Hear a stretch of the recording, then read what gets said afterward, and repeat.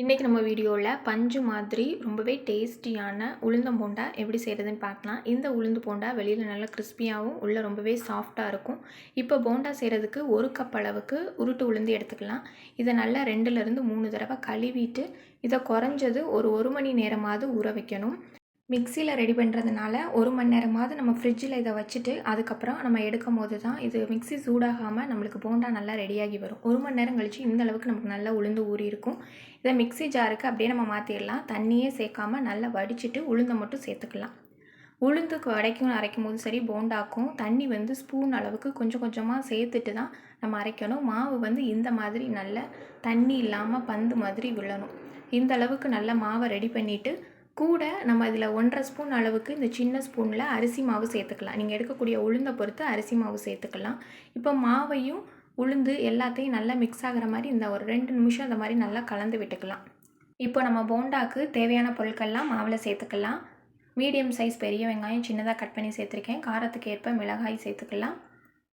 கொஞ்சமாக கருவேப்பிலையும் மல்லி இலையும் சின்ன சின்னதாக கட் பண்ணிவிட்டு நம்ம சேர்த்துக்கலாம். நல்ல வாசனையாக இருக்கும். கொஞ்சமாக பெருங்காயத்தூள் சேர்த்துட்டு மிளகு அதை மாதிரி இடிச்சிட்டு சேர்த்துக்கலாம். இல்லை முழு மிளகா கூட நம்ம சேர்த்துக்கலாம். இப்போ இதெல்லாம் சேர்த்ததுக்கப்புறமா தேவையான அளவு உப்பும் சேர்த்துட்டு எல்லாத்தையும் மாவோட மிக்ஸ் ஆகிற மாதிரி நல்லா கலந்து எடுக்கணும். ரொம்ப நேரம் இதை மிக்ஸ் பண்ணிகிட்டே இருக்க வேண்டாம். ஒரு 2 நிமிஷம் மிக்ஸ் பண்ணால் போதும். வெங்காயத்துலேருந்து நமக்கு தண்ணி விட ஆரம்பிச்சிடும். போண்டா எண்ணெய் குடிச்சிட்டு அப்படி கிறிஸ்பியாக இல்லாமல் இருக்கும். அதனால் சீக்கிரமாக ஒரு 2 நிமிஷம் மிக்ஸ் பண்ணிவிட்டு நம்ம எண்ணெயை காய வச்சுட்டு நம்ம போட்டு எடுத்துக்கலாம். இப்போ நல்லா மாவை மிக்ஸ் பண்ணதுக்கப்புறம் கையை நல்லா தண்ணியில் நனைச்சிட்டு இந்த மாதிரி மாவை எடுத்து பார்க்கணும். கையில் ஒட்டாமல் இந்த மாதிரி நல்லா உருண்டை பிடிக்க வரணும். இதுதான் கரெக்டான பதம். இப்போ நம்ம பொரிச்சு எடுத்துக்கலாம். ஒரு கடாயில் தேவையான அளவு எண்ணெய் சேர்த்துட்டு எண்ணெய் நல்லா சூடாக இருக்கும் போது நம்ம போண்டாவை எந்த சைஸ்க்கு வேணுமோ அந்தளவு உருட்டி சேர்த்துக்கலாம். எண்ணெய் சூடானதுக்கப்புறம் நம்ம போண்டா உருட்டி போட்டுட்டு ஸ்டவ்வை மிதமான தீயில் வச்சிடலாம்.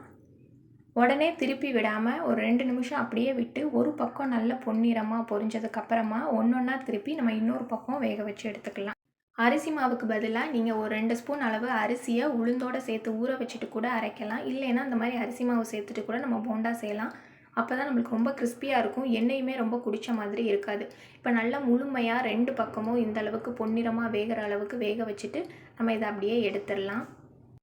செகண்ட் டைம் நம்ம போண்டா போடுறப்போ எண்ணெயோட சூடு கம்மியாக இருந்தால் எண்ணெயை நல்லா சூடு பண்ணிவிட்டு அதுக்கப்புறம் மிதமான தீயில் வச்சு நம்ம அதை மாதிரி போண்டாவை பொரிச்சு எடுத்துக்கலாம்.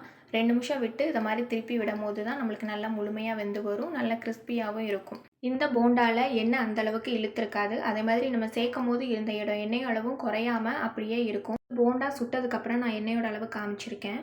இப்போ அந்த போண்டா எப்படி வந்திருக்குன்னு பார்க்கலாம். வெளியில் நல்லா கிறிஸ்பியாக இருக்கும் அரிசி மாவுனால். உள்ளே ரொம்பவே சாஃப்டாக நல்லா பஞ்சு மாதிரி ரொம்பவே டேஸ்ட்டாக இருக்கும். கண்டிப்பாக இதே அளவுகளோடு நீங்களும் இந்த உளுந்து போண்டா ரெசிபி செஞ்சு பாருங்கள். இந்த வீடியோ உங்களுக்கு பிடிச்சிருந்தா மறக்காமல் உங்கள் ஃப்ரெண்ட்ஸ்க்கு ஷேர் பண்ணுங்கள். நியூவாக பார்க்குற ஃப்ரெண்ட்ஸ் சேனலை சப்ஸ்கிரைப் பண்ணுங்கள், லைக் பண்ணுங்கள்.